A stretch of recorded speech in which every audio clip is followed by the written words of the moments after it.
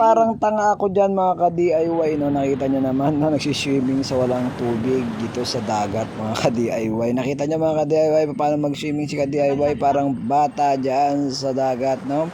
First time na naman po, napakatagal ng panahon nung ako'y pumunta ng dagat.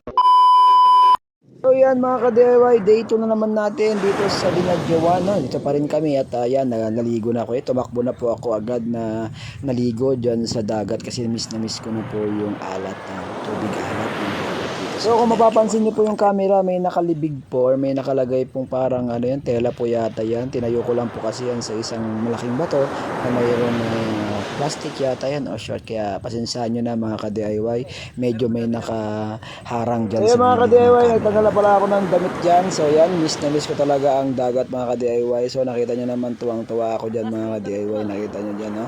Tumakbo So yan ako mga agad kanina. ka-DIY, pinas-forward ko na pala yung video para kahit papaano hindi kayo matagalan na manood. Alam ko naman na napakahirap ng manood ng napakatagal. Napakasarap talagang Yan, mga mapunta sa ganitong lugar para kahit papaano makapag-relax ka and then kasama mo yung sa mahal mga mo sa pupunta buhay, po mga dyan, no?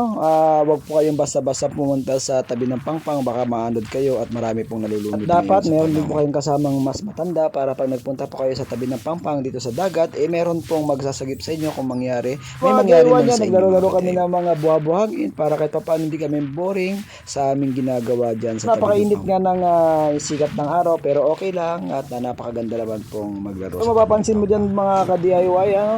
Yan, tumabi ako dyan sa camera at yan, ganyan-ganyan ang ginawa ko.